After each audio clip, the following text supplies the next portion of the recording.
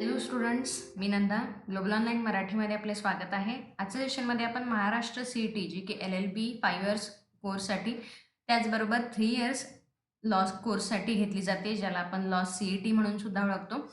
So त्याच्यासाठी जे legal aptitude हा सेक्शन असणार आहे, की जे अपकमिंग CET असणार आहे, महाराष्ट्र CET जी की 2024साठी होणार आहे. त्याच्यासाठी जे कोणी स्टुडंट्स प्रिपेअर करत आहेत त्यांच्यासाठी लीगल ॲप्टिट्यूडसाठीचा जो हा व्हिडिओ आहे तो युजफुल ठरणार आहे. ओके. सो त्याच्यामध्ये आपण फंडामेंटल राईट्स पाहत आहोत मागील लेक्चर्सपासून. सो मागील लेक्चर्समध्ये आपण आर्टिकल 14 कव्हर केलेला आहे, 15 कव्हर केलेला आहे आणि आर्टिकल 16 सुद्धा कव्हर केलेला आहे. ओके. सो या लेक्चर्समध्ये आपण राईट टू इक्वॅलिटी जे की आर्टिकल 17 आणि 18 आपलं रिमेनिंग राहिलेलं आहे. सो या लेक्चरमध्ये आपण ते कव्हर करूया आणि जे कोणी अपकमिंग CETसाठी प्रिपेअर करत आहे, जे की 2024मध्ये होणार आहे, त्यांसाठी हे जे लेक्चर आहे ते खूप युजफुल आहे. सो तुम्ही हे शेवटपर्यंत पहा. ओके. सो लेक्चरला सुरुवात करण्याआधी एक महत्त्वाची सूचना. महाराष्ट्र लॉ CET एक्झाम जी की 2024मध्ये होत आहे, जी की 5 इयर्स लॉ कोर्ससाठी त्याचबरोबर 3 इयर्स लॉ कोर्ससाठी होणार आहे. त्याचा कंप्लीट कोर्स ग्लोबल ऑनलाईन मराठीने आपल्याला अवेलेबल केला आहे. त्यामध्ये फुल सिलॅबस व्हिडिओ लेक्चर्स आपल्याला मिळणार आहेत. त्यामध्ये फुल syllabus, notes on all sections मिळणार आहेत. ऑल सेक्शन्स म्हणजेच बेसिकली 4 सेक्शन्स हे 3 इयर्ससाठी किंवा 5 इयर्ससाठी दिलेले आहेत. त्या ऑल सेक्शन्ससाठी फुल सिलॅबसच्या नोट्स आपल्याला मिळणार आहेत. ऑल सिलॅबसचा मॉक टेस्ट आपल्याला ठेवल्या जातील. ओके. त्याचबरोबर MCQ क्वेश्चन्स विथ सोल्युशन्स मिळणार आहेत, ज्यामुळे तुम्ही जी येणारी अपकमिंग CET आहे त्याला जर टार्गेट करत आहात तर MCQ क्वेश्चन्स दिल्यानंतर तुम्हाला ती खूप इझी जाऊ शकते. ओके. सो या कोर्सला तुम्ही या कोर्सला तुम्ही जॉईन करू शकता या दिलेल्या कॉन्टॅक्ट नंबरवर व्हॉट्सअप करून. त्याचबरोबर तुम्ही प्ले स्टोअरवर जाऊन ग्लोबल ऑनलाईन ॲपसुद्धा डाउनलोड करू शकता आणि तिथून सुद्धा हा तुम्ही कोर्स महाराष्ट्र लॉ CET म्हणून जो आहे तो सुद्धा कोर्स तुम्ही परचेस करू शकता. Okay. So do not waste our time and let's start our lecture. Okay. मागील लेक्चर्समध्ये आपण फंडामेंटल राईट्स कशात इन्क्लूड होतात, ओके, जे की पार्ट 3 ऑफ द कॉन्स्टिट्यूशन्स आहेत. फंडामेंटल राईट्स म्हणजे काय आहेत आणि ह्युमन राईट्स म्हणजे काय आहेत ह्याच्यातला डिफरन्ससुद्धा बघितलेला आहे. ओके. आणि फंडामेंटल राईट्स किती ते किती कव्हर होतात, तर 12 ते 32 कव्हर होतात. आर्टिकल 12 टू 32 कव्हर होतात. ओके.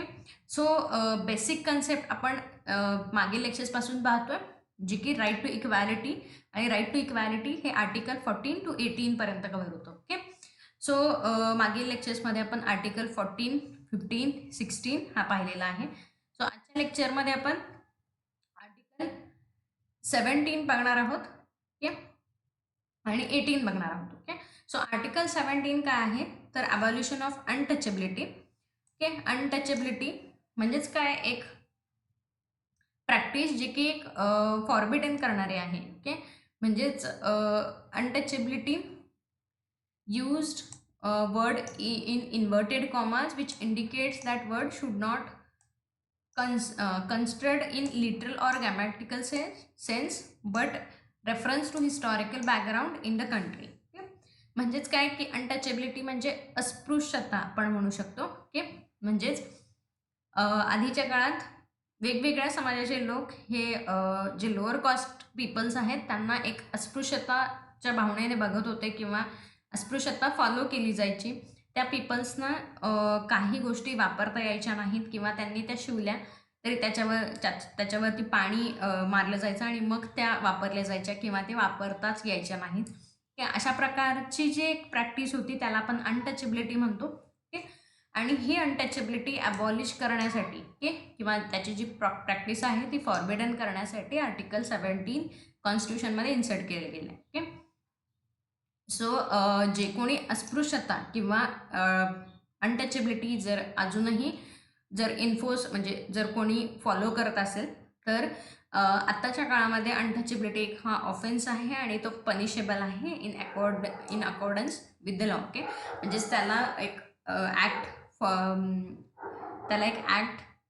एस्टॅब्लिश केला आहे जो की अनटचेबिलिटी ऑफेन्स ॲक्ट जो की 1955चा आहे. ओके.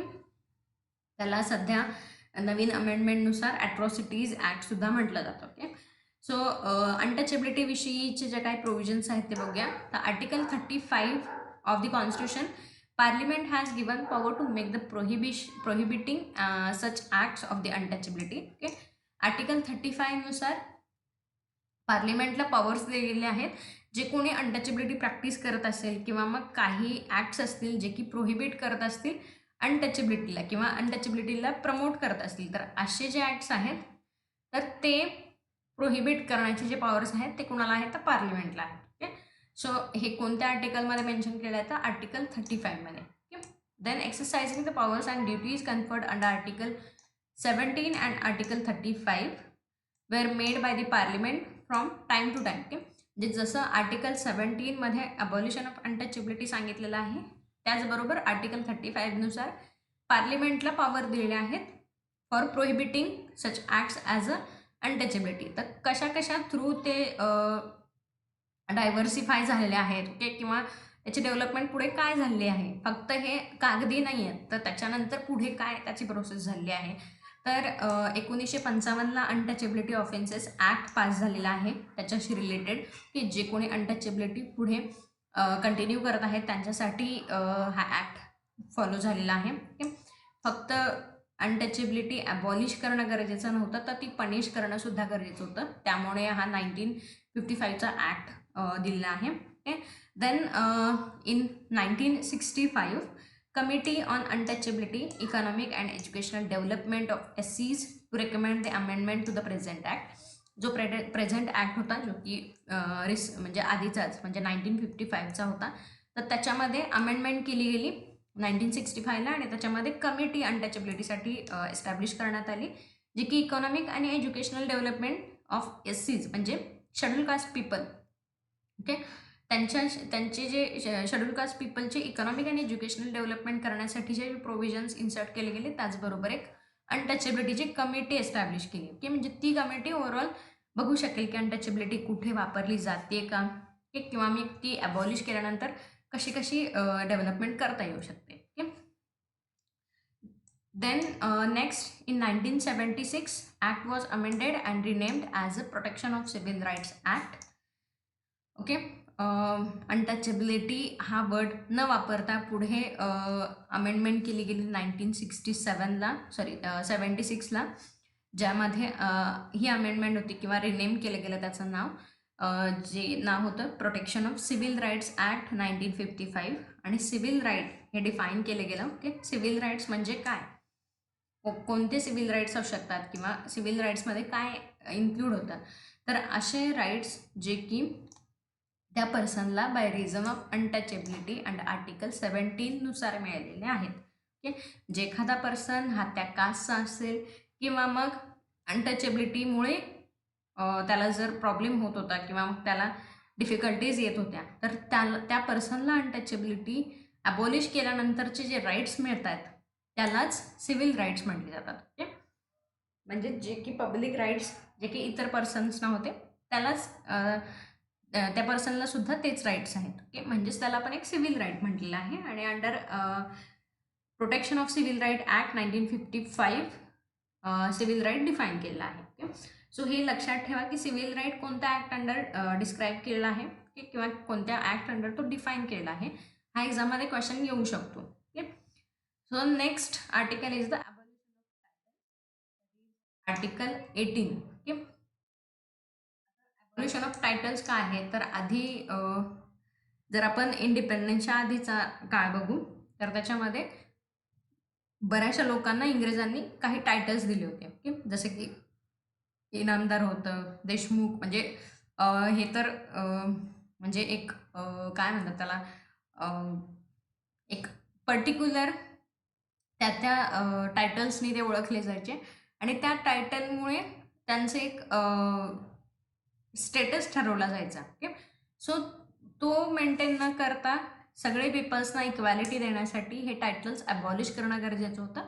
त्यामुळे कॉन्स्टिट्यूशन मेकर्सने आर्टिकल 18 हे कॉन्स्टिट्यूशनमध्ये इन्सर्ट केलं for the abolition of the titles. Okay, तर कुठले कुठले titles not being military or academic distinction shall be conferred by the state. Okay, कोणतंही टायटल मिळणार नाही जे की मिलिटरी आणि अकॅडमिक डिस्टिंक्शन सोडल्यास. ओके, तर ते स्टेटकडून कन्फर केलं जाणार नाही. No citizen of India shall accept any title from any foreign state. Okay, म्हणजे इंग्रज होते आपल्याकडे आणि इंग्रजांनी काही टायटल्स दिले होते, त्यामुळं ही प्रोव्हिजन इन्सर्ट केली गेली की कोणत्याही इंडियन सिटीजनला कोणतंही टायटल त्यांना ॲक्सेप्ट केलं नाही पाहिजे फॉरेन स्टेटकडून. Okay, next one is the no person who is not citizen of India shall while he hold any office of profit or a trust under the state accept without consent of the president any title from any foreign state. Okay, जो citizen of India नाही आहे, okay, म्हणजे काही persons हे इंडियामध्येच राहिले इंग्रजांच्या म्हणजे आपण म्हणू शकतो की स्वतंत्र झाल्यानंतर भारत काही पर्सन्स इंग्रजांचे जे होते ते इंडियामध्ये राहिले पुढचा जो लॉ आहे तो डेव्हलप करण्यासाठी किंवा मग प्रोसिजर त्या लेवलला आणण्यासाठी. ओके, तर ते जे पीपल होते जे की नॉन सिटीजन ऑफ इंडिया होते, ओके, तर ते ज्यावेळी एखादी पोस्ट फॉर प्रॉफिट किंवा trust under the state hold करत होते, तर त्यांच्यासाठी सुद्धा ही प्रोव्हिजन लागू होती की ते जोपर्यंत ते ऑफिस हेल्ड करत आहेत किंवा त्या ऑफिसमध्ये आहेत तोपर्यंत त्यांनी प्रेसिडेंटच्या कन्सेंटशिवाय कोणतंही फॉरेन टायटल एक्सेप्ट नाही केलं पाहिजे. ओके, सो हेही लक्षात ठेवा. इंडियन सिटीजनला तर अप्लाय होतंच, त्याचबरोबर नॉन इंडियन सिटीजन्सला सुद्धा अप्लाय होतं.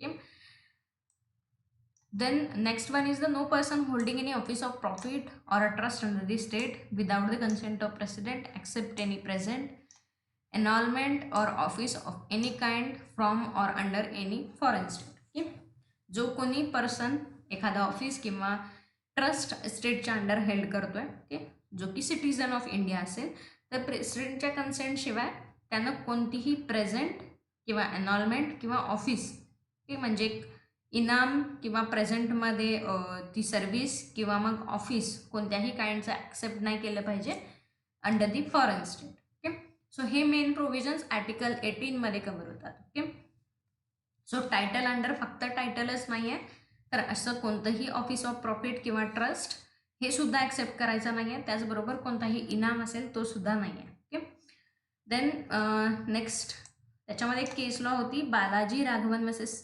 युनियन ऑफ इंडिया, आणि in this case the constitutional validity of the 4 awards introduced by the government of India which were Bharat Ratna, Padma Vibhushan, Padma Bhushan and Padma Shri was challenged before the court, and Supreme Court upheld the constitutional validity of these awards, stating that such award do not violate the provision of Article 18 as they do not come under the ambit of the titles.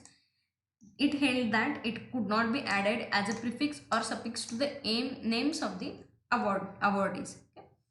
So Balaji Raghavan versus union of India या केसमध्ये काय झालं होतं, तर जे main 4 awards आहेत जे की गव्हर्नमेंट ऑफ इंडियाकडून दिले जातात, ज्यामध्ये भारतरत्न आहे, पद्मविभूषण आहे, पद्मभूषण आणि पद्मश्री. ओके, हे जे मेन चार अवॉर्ड आहेत, तर त्यांची कॉन्स्टिट्युशनल व्हॅलिडिटी चॅलेंज केली होती. ओके, तर सुप्रीम कोर्टनं त्याच्यावरती हे हेल्ड केलं गेलं की जे चार अवॉर्ड गव्हर्नमेंट ऑफ इंडिया देत आहे, तर ते आर्टिकल 18 व्हायोलेट करत नाही आहे. ओके, ते अंडर द पर्व्ह्यू ऑफ टायटलमध्ये येत नाही. ओके, म्हणजे टायटल आर्टिकल 18मधलं जे टायटल आहे ते फॉरेन स्टेटकडून जे मिळालेलं आहे. ओके, म्हणजे जे नावाच्या समोर लावलं जायचं. ओके, तर प्रत्येकाच्या नावाच्या समोर लावलं जायचं आणि त्याच्यामुळं त्यांची एक स्टेटस ऑफ लाईफ किंवा स्टँडर्ड ऑफ लाईफ वाढायची.